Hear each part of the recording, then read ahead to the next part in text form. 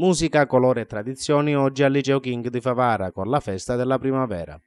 Nel cortile dell'istituto diretto dal dirigente scolastico Salvatore Pirrera, allievi, docenti e personale hanno salutato con esibizioni musicali l'arrivo della bella stagione, posticipate di un mese alla data dell'inizio della primavera a causa delle avverse condizioni climatiche registrate nelle ultime settimane. A festeggiare la primavera al Liceo King anche i balli di colori del locale gruppo Fabaria Folk che ha impreziosito la giornata. A fare da cornice le colorate viole, simbolo della primavera, piantate dagli alunni nelle aiuole della scuola. Per l'occasione sono stati rilasciati anche dei riconoscimenti ad allievi ed ex studenti del liceo che si sono particolarmente distinti sia nella società civile che nel campo artistico e accademico. La manifestazione esterna è stata preceduta da una lezione sull'agricoltura biologica tenuta dall'agronomo Lillo Alaimo di Loro della SOAT di Grotte. Il futuro deve essere per forza biologico. Come si sta diffondendo la cultura biologica in Sicilia?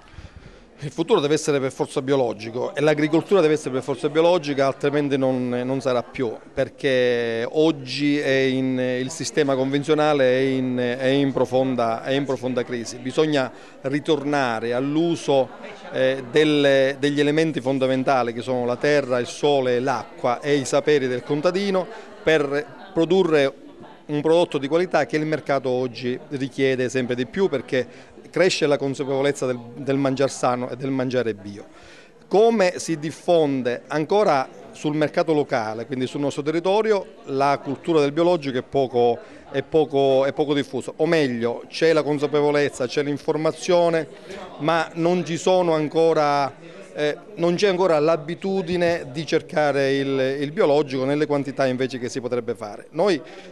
stiamo stimolando la nascita di piattaforme di distribuzione, già una importante ad Agrigento è nata, la nascita di nuovi punti vendita,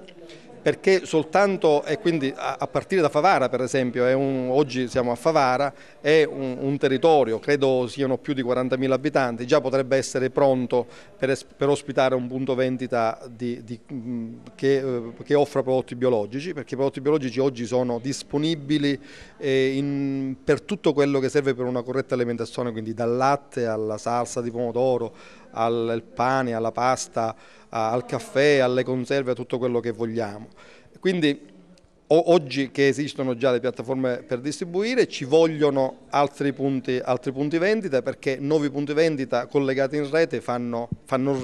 sistema, e questo può consentire di abbassare i prezzi. È la festa della scuola, è la festa di tutte le iniziative che la scuola ha portato avanti quest'anno, è la conclusione dei diversi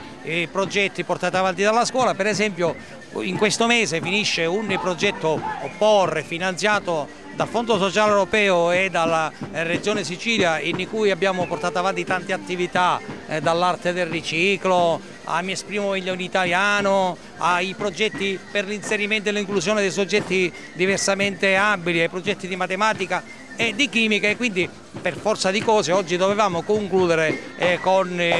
questa festa della primavera,